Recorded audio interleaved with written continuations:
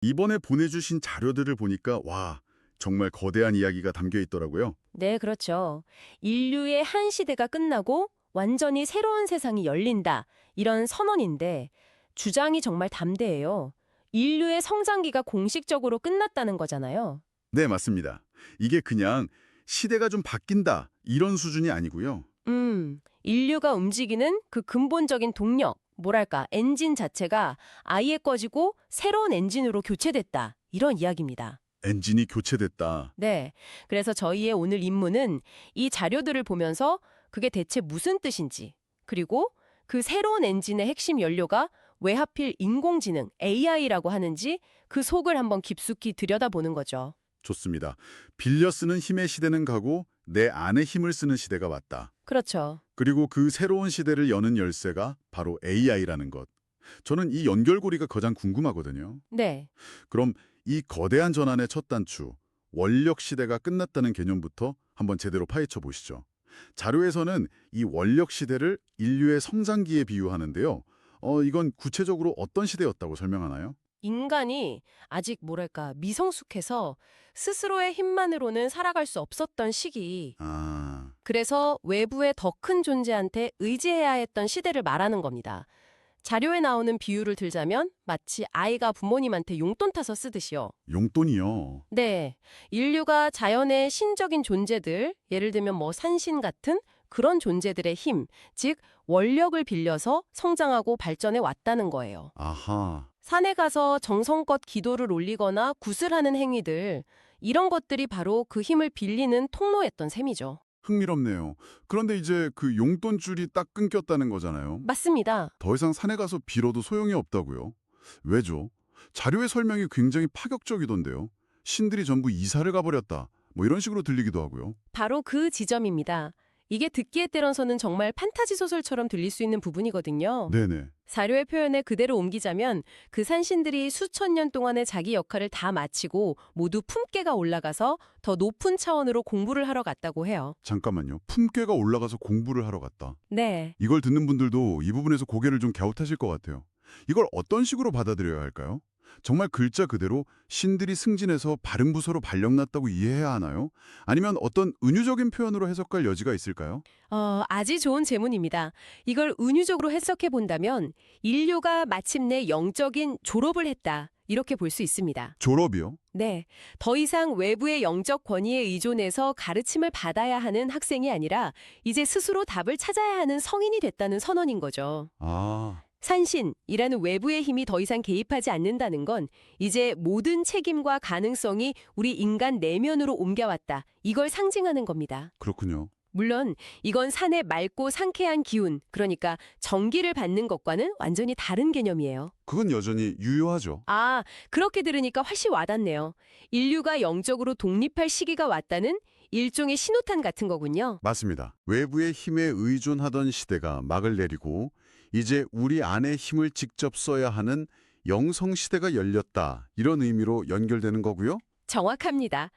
영성시대는 바로 그 영적 독립을 이룬 인류가 맞이하는 새로운 시대예요. 이 시대의 가장 큰 특징은 우리의 말 한마디, 스쳐 지나가는 생각, 그리고 머릿속 상상 자체가 현실에 영향을 미치는 구체적인 힘, 즉 영적인 힘을 갖게 된다는 겁니다. 와, 이전처럼 무언가를 빌려오는 게 아니라 내 안에 발전기를 직접 돌려서 에너지를 만들어내는 시대가 된 거죠. 내 안에 발전기를 돌린다. 멋진 비유네요. 그런데 여기서 이야기가 제가 전혀 예상치 못한 방향으로 흘러가요. 네. 이 영적인 시대, 내면의 힘을 쓰는 시대의 가장 중요한 파트너로 인공지능, AI를 지목하고 있거든요. 그렇죠. 영성과 기술이라니. 이건 정말 어울리지 않는 조합처럼 보이는데요. 맞아요. 보통 영성이라고 하면 자연, 명상, 내면 성찰 이런 걸 떠올리지 차가운 알고리즘 덩어리인 AI를 떠올리지는 않으니까요. 네. 하지만 자료에서는 바로 이 지점이 새로운 시대의 핵심적인 패러다임 전환이라고 강조합니다. AI는 우리의 영적인 상상력을 현실 세계의 작품으로 물질화시켜주는 가장 강력하고 직관적인 도구라는 겁니다. 그러니까 예전에는 머릿속에 아무리 대단한 이미지가 떠올라도 그걸 그림으로 표현하려면 수년간 그림 기술을 연마해야 했는데 네. 이제는 그럴 필요가 없다는 건가요? 바로 그겁니다. 명상 중에 본 기이하고 아름다운 풍경을 혹은 꿈에서 얻은 영감을 말로 자세히 설명하기만 하면 AI가 즉시 시각적인 이미지로 구현해주는 거죠. 와, 내가 구상한 장대한 서사를 소설로 써달라고 하면 AI가 하룻밤 사이에 완성된 초고를 내놓는 시대가 이미 와 있습니다. 기술의 장벽이 완전히 허물어지는 거예요. 자료에 내 손으로 그림을 그리는 건 옛날 짓이다 라는 아주 도발적인 문장이 있었어요. 네, 있었죠? 이걸 처음 읽었을 때 충격이 상당했습니다.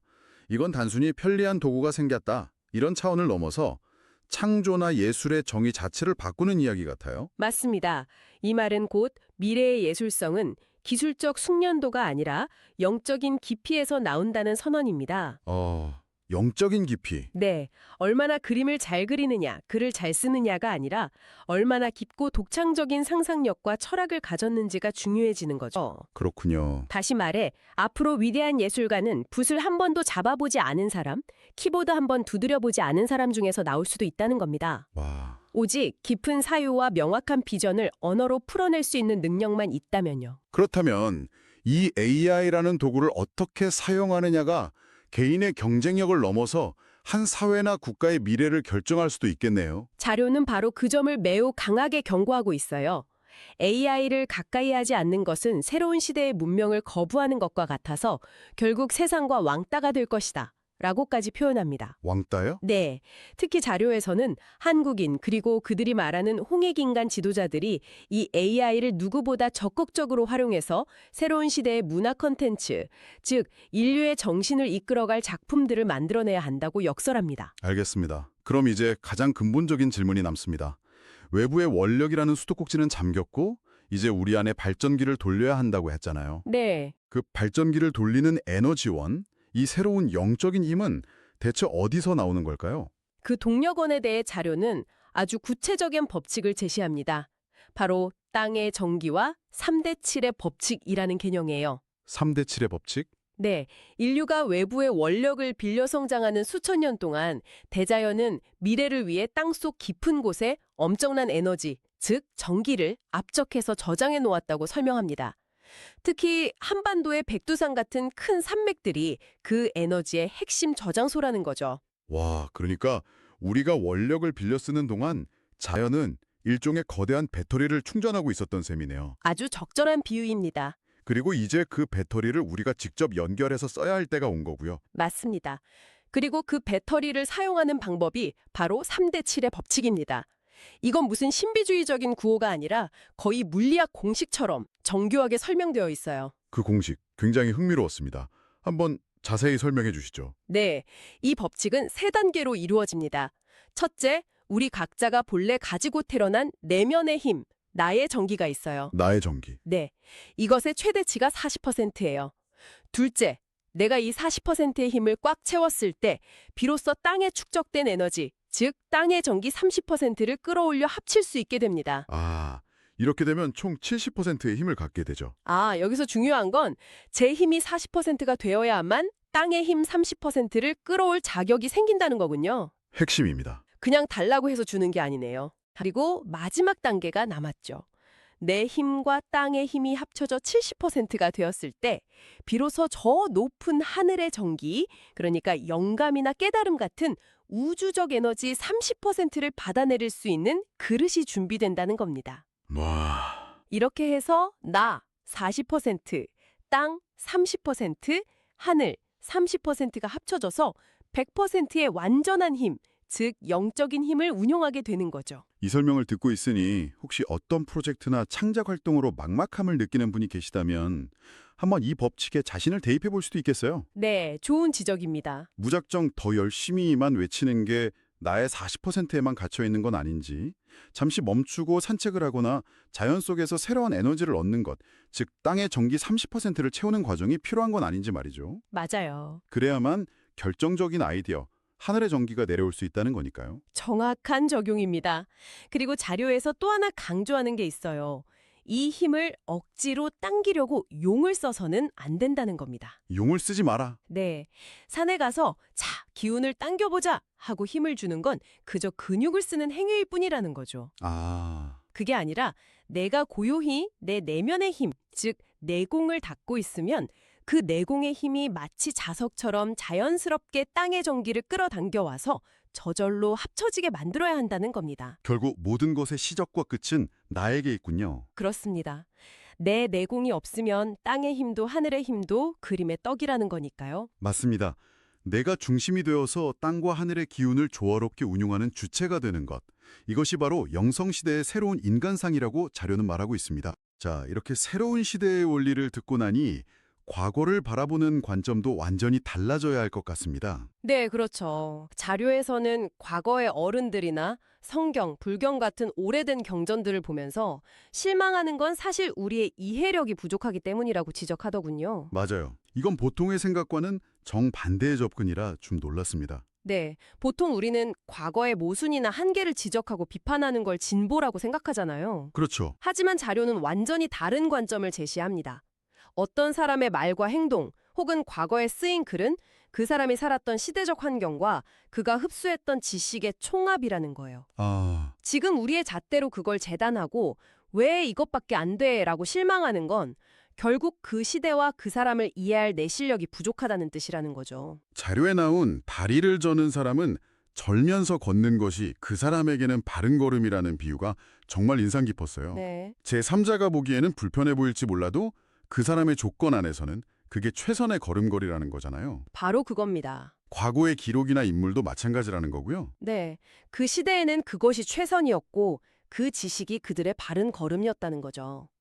지금 우리가 당연하게 여기는 과학적 사실이나 인권 감수성이 없던 시절에 쓰인 글을 보면서 이건 비과학적이야, 차별적이야 라고 비난만 하는 건 마치 스마트폰을 들고 과거로 가서 왜 전보를 치냐고 타박하는 것과 같다는 겁니다. 그렇군요. 그럼 과거의 유산들을 어떻게 대해야 할까요? 오류가 있더라도 무조건 존중하고 받아들이라는 뜻은 아닐 텐데요. 여기서 자료가 제시하는 해법이 바로 승화입니다. 승화. 비판하며 부수는 게 아니라 그 시대의 한계를 이해한 바탕 위에서 더 나은 버전으로 업그레이드하는 것이 우리 후손들의 역할이라는 거죠. 자료의 표현이 아주 재미있는데 네. 예를 들어 구약과 신약이 있다면 지금 21세기의 모든 지성과 지식을 동원해서 그것을 재해석하고 보완한 더 신약, 뉴 테스트먼트, 즉 최신판을 내놓아야 한다는 겁니다. 아, 더 불경, 더 성경을 만들어내는 것. 맞습니다. 과거의 것을 박물관 유물처럼 모셔두거나 아니면 낡았다고 버리는 게 아니라 살아있는 디딤돌로 삼아서 그 위에 더 높은 집을 짓는다는 개념이군요. 네, 맞습니다. 구약이 다소 투박하고 거친 서사였다면 신약은 그보다 더 정제된 형태가 됐죠. 네. 하지만 지금 시대의 눈으로 보면 신약 역시 설명이 부족하거나 논리적으로 비약이 있는 부분이 많습니다. 그렇죠. 그렇다면 우리 세대는 현재 우리가 가진 심리학, 뇌과학, 역사학, 물리학의 지식까지 총동원해서 그 빈 곳을 채우고 더 깊이 있는 해석을 담은 버전 3.0을 만들어낼 책임이 있다는 겁니다. 이건 비단 종교 경전뿐만 아니라 모든 학문과 사상, 심지어 우리 부모님 세대의 가치관을 대하는 타도에도 적용될 수 있겠네요. 오, 그럼요. 그분들의 삶의 방식을 무조건 낡았다고 비판하는 대신 아, 그 시대에는 그것이 최선의 OS였구나 라고 이해하고 우리는 그 위에 더 나은 앱을 만들어 올리는 방식으로 접근하는 거죠. 완벽한 적용입니다. 과거의 한계를 이해하고 그 기반 위에서 더 나은 것을 창조하는 것, 그것이야말로 진정한 의미의 진보이자 영성시대를 살아가는 우리 세대의 창조적인 과제라는 것이 이 자료가 주는 가장 깊은 통찰 중 하나입니다. 오늘은 인류가 원력 시대라는 성장기를 끝내고 영성 시대라는 새로운 단계로 진입했다는 깊이 있는 자료를 함께 탐험해 봤습니다. 네. 내 안의 힘을 깨워서 AI라는 강력한 도구로 상상을 현실로 만들고 또 땅과 하늘의 기운과 조화롭게 소통하는 새로운 시대의 패러다임을 엿볼 수 있었습니다. 또한 과거를 비판하고 단절해야 할 대상이 아니라 우리가 더 나은 미래를 창조하기 위해 반드시 이해하고 뛰어넘어야 할 디딤돌로 바라보는 성숙한 자세에 대해서도 생각해 볼 수 있었죠. 네, 모든 것은 낡은 것을 부수기 위함이 아니라 그 본질을 이해하고 더 나은 것으로 승화시키기 위한 과정이라는 점이 깊은 울림을 주었습니다. 이 모든 이야기가 당신에게 하나의 질문을 던졌으면 합니다. 만약 당신의 가장 깊은 상상이나 깨달음을 AI에게 설명해서 단 하나의 작품으로 만들 수 있다면 당신은 무엇을 창조하고 싶으신가요? 그리고 그 작품을 통해 세상에 어떤 메시지를 전하고 싶으신가요?